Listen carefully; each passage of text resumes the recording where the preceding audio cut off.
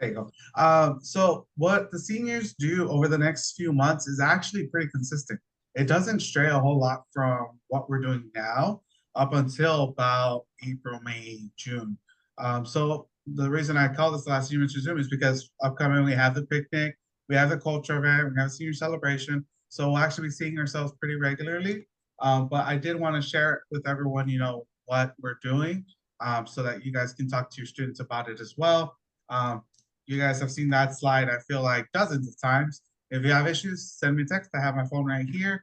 And I always try to manage both of them at the same time. The beginning, we do have it very similar to the last mentor Zoom, but the one key difference is our college commitment sheet. I have to give a big shout out to Anita. She's been texting them, emailing them, finding them at work, finding them at home, finding them at school. She's been doing an amazing job, so I gotta give her props. A lot of the seniors, they have so much to do, and she's been on top of all of them, finding them no matter where they're at. So if you see her and talk to her, she's doing such a wonderful job. She even hands these calendars out to them at the beginning of every month to let them know what scholarships are coming out, when their groups are meeting, um, what other meetings they have, and what they should be doing. So one of the biggest scholarships was Scholar Community Foundation. That is one of two scholarships that they fill out one application and it automatically submits it to like 50 to 80 different scholarships. The other one was known as Collaboratory, which was last month. That one, Anita also reminded them multiple times. This one, she actually had them all in the lab after school, both Tuesday and Wednesday. She was making sure that they all submitted it. She does have smaller group meetings as well as a senior work day where they're going to come into the center and just work on scholarships the entire day. So our fingers are crossed that this will now be year number 4, where we don't send off a student without, where we send off students without any of them taking a loan. You never know, but the reason we can do that is because we have so many scholarship meetings. She's working with them one-on-one, working with them on their essays. I shared with all of you the list of the scholarships that they're applying to. And like I said last time, this character always makes me laugh because it reminds me of the seniors in the class meetings. They're just typing away. They have, for the most part, most of the students have gotten all of their acceptances or rejections or deferrals. So there are a few who have said, you know what, I know what school I'm going to. As long as the money is there, I'm attending. So that is their verbal commitment. We do not allow them to make an official in writing commitment until we sit them down with their parent and look at exactly what their finances will be. I shared that a little bit for our college cost worksheet in the last Zoom, but I just want to hit it really quick again. That worksheet, it's all automatic. They just fill in the numbers, first to compare schools, and then we bring it in with their parent to say, you know what, this will be your cost of attendance at this university. Student, are you okay with that? Parent, are you okay with that? You understand this is what it's going to look like over 4 years. So a lot of the parents really appreciate the fact that we break it down for them because they say, like, I'm not, even with stuff that happens at the high school, they're not really sure what is going on or what exactly their student is doing specifically. So when we're able to break this down for them, they know school is expensive, they know college is expensive, and sometimes it's a struggle. But when we break it down for them like this, you can almost see the pressure fall off of their shoulders, understanding this is exactly what my student has to look forward to. This is how I can help them. These are all the different organizations that are helping them. So that truly is a wonderful thing to see for the parents. For all you mentors, on April 25th at senior celebration, you're going to see the joy on the face of the parents where they're seeing that their student is committed. If they want any additional scholarships, and really just celebrate them. So it's my favorite event of the year. But what I wanted to spend a majority of the time today on is our college commitment worksheet. So once a student has received their financial aid packages, once they've said, you know what, this is the one I can do, it's now what? So we bring in both student, we bring in parent here in our center. We have our conference room. We sit them down for, it typically takes about an hour to break down the numbers for both student and parent. And then once the student says, I'm okay with my financial aid package, I'm ready to commit, now what do I do? So I'm gonna stop sharing my screen just for a sec so I can pull up a better version of this file. Oh, hold on. Here it is.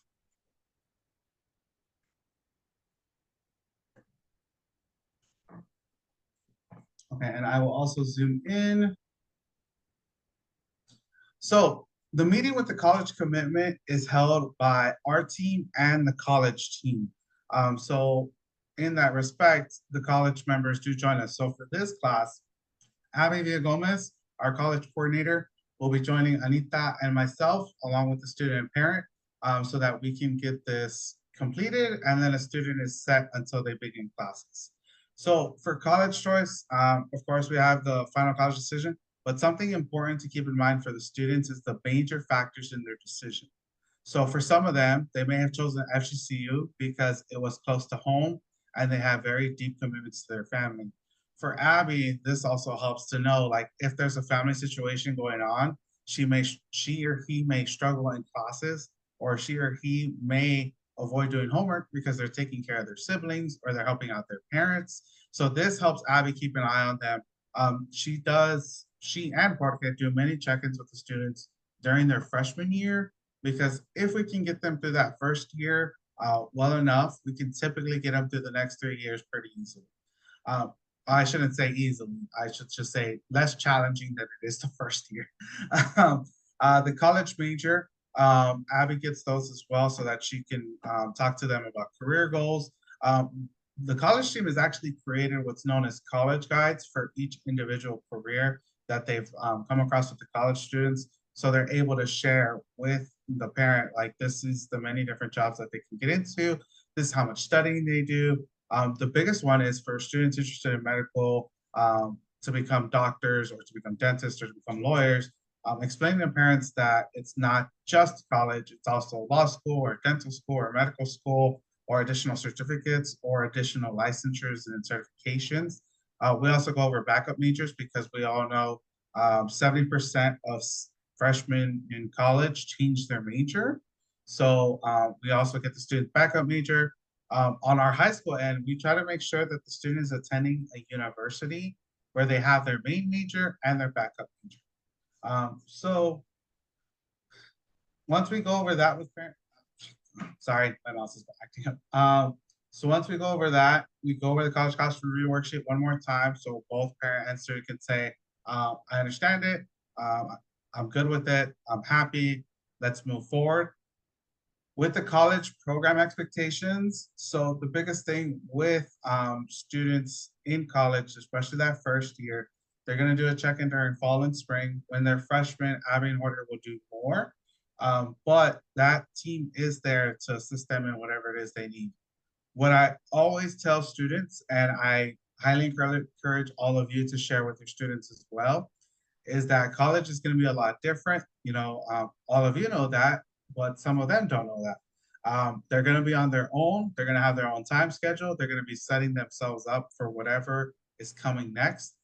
They're not going to have mom or dad at home to wake them up to go to school, to do their laundry, to make a meal for them.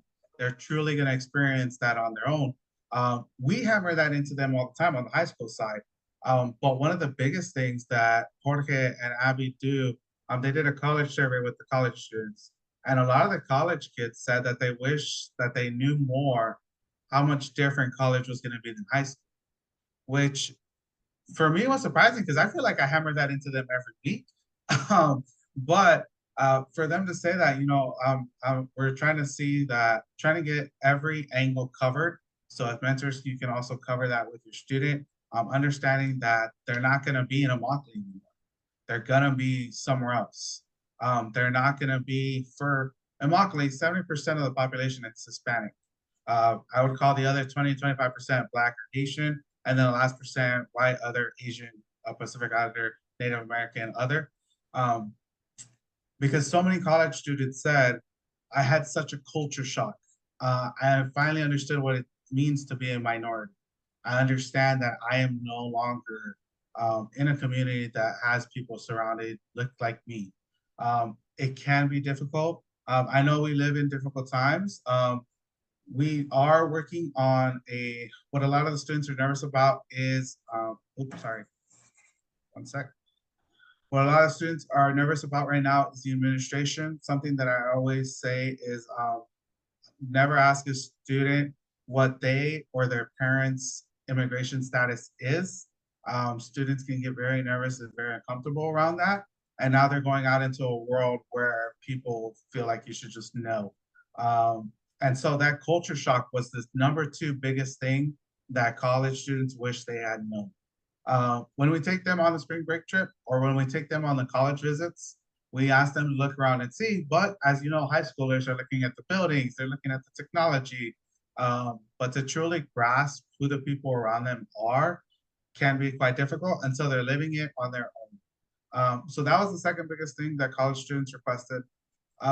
For next steps, once your senior has committed to their school, once they've signed the paper, once they've said, I'm going here, once they've submitted their deposit, they actually follow these steps very specifically before they transition to the college team. So in order to get them technically off of my plate and onto Jorge and Abby's plate, they have to complete these steps. They have to research their major and career interests, what they can participate in at the school. Their student portal account, that one can be a big key difference. Please tell your students, once they know what school they're going to, get familiar with their account. Where is their school email? Where is their school financial aid? Where is their school's registration for classes? All of it's online nowadays. So if a student doesn't know how to do that on the very first day, or actually technically before they even go to school when they register for classes, they're gonna have a hard time. Um, Everything that they have online, no matter what school they go to, is pretty much online. Financial aid packages, classes, registrations, prerequisites, how to set up their appointment with their advisor. It's all in that portal. So definitely push your students to get used to it, get familiar with it. Um, there's a student portal, and then there's the educational platform. So some schools use Canvas, which is what Immokalee High School actually uses. Other schools use what's known as Blackboard. If a school uses something different, that student's got to get familiar with it quick because it's going to have their classes files, assignments, homeworks, quizzes, exams, schedule. I am forgetting the last one. But it has everything that they need. So they need to be familiar with that by the first day of classes. It's even going to have the textbooks that they need on the first day of school. The college team will review the college cost worksheet one more time with them. What the college team will do, but we will also do, and I encourage all of you to do. So right now, all the seniors are applying to dozens, some even hundreds of scholarships. Sometimes those scholarships require the student to follow up with them.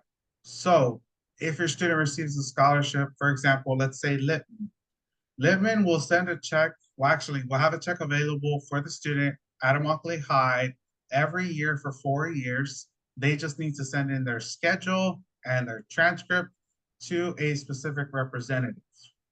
Littman specifically, if a student does not follow up 1 year, they no longer have it. So if they got it as a freshman, they didn't send it in as a sophomore, they're not going to get the check sophomore, junior, or senior year. So if your student gets a scholarship, ask them, what follow-up do you need to do? Who do you need to talk to? Where is your check being sent to? Because we want them to make sure that they're going to not only have money in the first year, but all 4 years. Um, I have talked to Littman about if a student's going through difficulties and they're not taking classes, or maybe they're at home and they're struggling a little bit, how they can get back into it. But unfortunately, Littman's response so far has been that they can't get it back. Once they forget it for a year, that it can't continue, which is very unfortunate. But that's their guidelines, that's their policies. We just have to follow them. So if your student has any, I even encourage you to put it on your calendar if your chairs that they need to send it every August or every semester. So you can send them just a quick text or email or give them a phone call and say, hey, have you sent that in?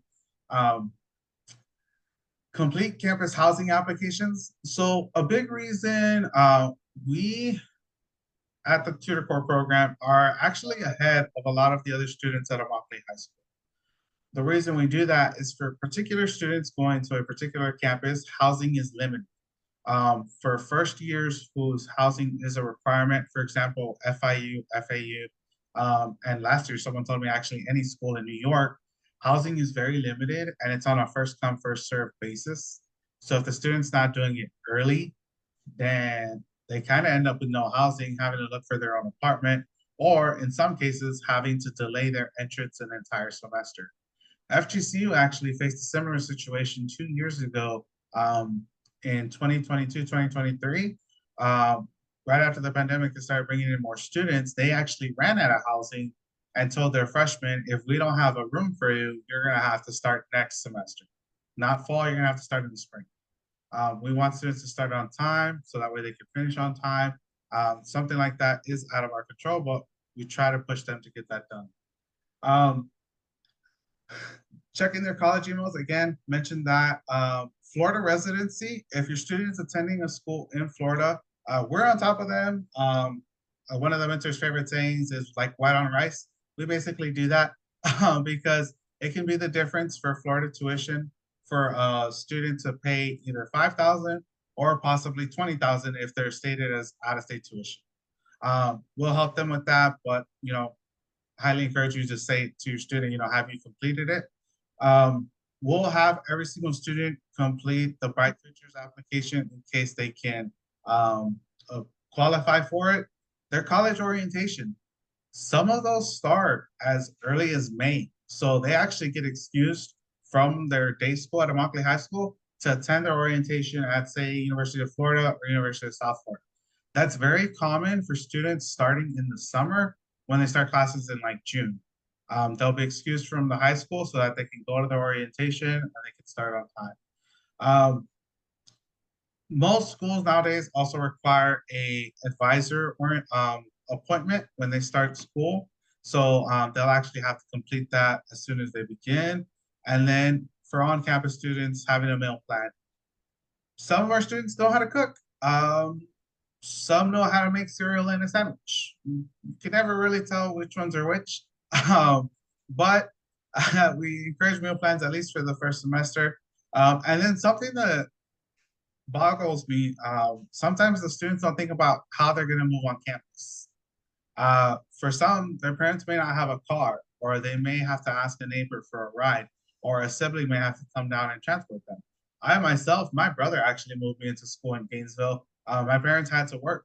So he drove down from, I think he was in Georgia at the time. He drove down to Florida, drove me up to Gainesville, and then went back to his home in Georgia. And I didn't come down until I think the school year had ended. And I made my own accommodations because, my parents weren't able to pick me up. So talk to your student. Do they have a transportation in campus, especially if they're going out of state? Do they have transportation to the airport? Those are those key things that sometimes just slip the mind and you don't really think about it until you're living. Another big thing, the college team is actually starting to talk to the parents a little bit more while the students are in college. We're reminding parents that the W-2s and the 1040s are needed every year for the FAFSA until the student turns 24. We do also tell students, we do also tell parents that a full-time schedule is basically a 40-hour commitment. Sometimes the parents think because the student's only in class 2 to 3 hours a day, only 2 to 3 times a week, that's all they really need to commit. So we tell the parents how every credit hour equals 3 outside hours of studying or homework or test prep. And so the parents often say, I didn't know that. I didn't understand that. That's helpful to know. So that way I know when they're in their room on their computer, I know they're not just watching movies or playing games. They're actually studying and doing homework. I try not to have students take a job their first semester on campus so that they can adapt. But if students feel like they need to work, then by all means, it's welcome. Especially on campus when it can be more flexible for their schedule. What a lot of your students will face is they'll feel guilty for leaving Immokalee. They'll feel guilty for leaving their families, their siblings, their cousins. And then when they're at school, they're going to feel guilty because they have time in their dorm or to hang out with friends or in clubs. And they're thinking subconsciously, I could be at home helping my mom translate, or I could be at home helping my sibling with their homework, or I could be at home taking my dad to the hospital for his appointment. Whatever it may be, they may feel that guilt inside of them. So we tell the parents ahead of time, make sure that you find your accommodations ahead of time too, so that your student can succeed in those 4 years, and then they can help you out so much more in the long term once they have their college degree. If at any point your students in college and you want an update on how they're doing in class, or how they're doing with their schedule, or on their major, or on the track, you're more than welcome to reach out to me. I'll connect you with Jorge or Abby. Or if you'd like to connect with Jorge and Abby directly, they'll share their contact information at a later date so that you guys can talk to them. If a student starts to struggle, we'll also even bring in the parent for a meeting via Zoom or in person to talk to the student all together as a group if they're struggling in college. And then this is just a general timeline that the parents get to see and then the students get to have. It's very basic, but understanding that the students should be getting a 3.0 every year, completing 30 credits on average every year, exploring their career, and then around year 3 is when they start looking at internships and other hands-on experience. But getting involved, deciding their major, it's all kind of steps, and so this way the parents can also talk to them about it. Can everyone see my slideshow now? Okay. Yep. Yeah. So the meeting with the parents actually takes about an hour, sometimes even maybe 2. But we do that so that both student and parent feel comfortable with their child leaving for school. They put a lot of faith and trust in us, to the point where sometimes the parents may say, "Hey Daniel, what do you think? Hey Anita, what do you think?" Or "Hey Jorge, what do you think?" If you think they're going to be okay, I'm going to trust you, they can go. So for us, it's very important that the parent feels comfortable because, we're basically responsible for their children. As always, we're checking so much information with the students, GPAs, dual enrollment, funds, scholarship, Bright Futures. If you'd like to come out and meet with your senior before our next event, these are the Saturdays available from 9 to 1. If you're meeting them out for lunch, or anything else, other than that, our next event is darn it. Sorry. Our next event is the picnic at Hideaway Beach. That email did go out last week. So it does have the RSVP link if you'd like to take anything, if you'd like to donate anything. It also has the details on where it's located. After that, we have MJ the Musical at Barbara B. Mann. That invitation will be going out as soon as I have my restaurant locked in for lunch before the play. And then our senior celebration will be held at Twin Eagles on April 25th. That one, again, is the one that I say is my favorite event of the whole year. But all the events are pretty great. Are there any questions?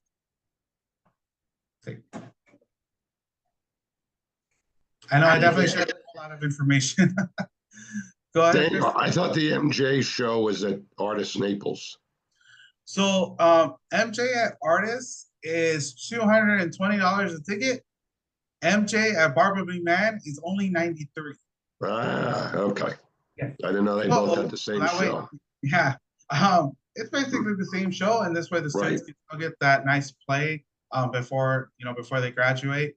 This way we can actually take the students. The casino is actually sponsoring our buses, so we don't have to pay for bus, keeping costs down.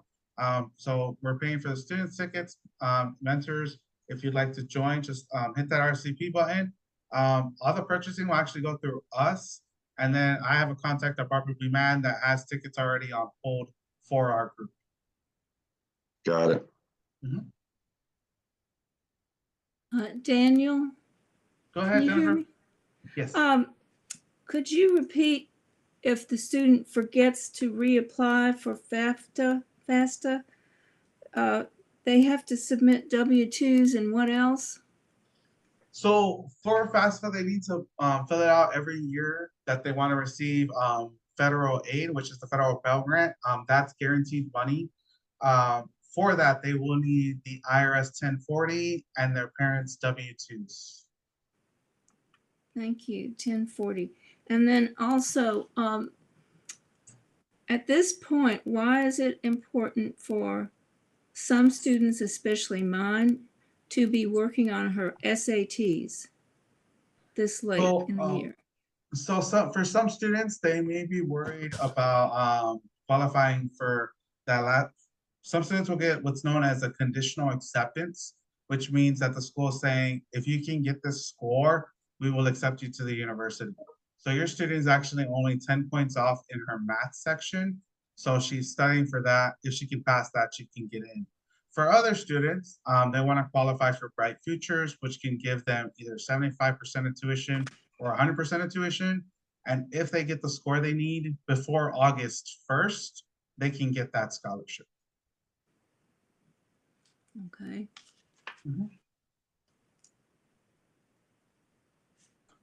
All right, any other questions? All right, awesome. So there's actually some students in the waiting room. These are the students who typically have OJT or they're already out of class for the day. So I'm gonna go ahead. Oh, sorry.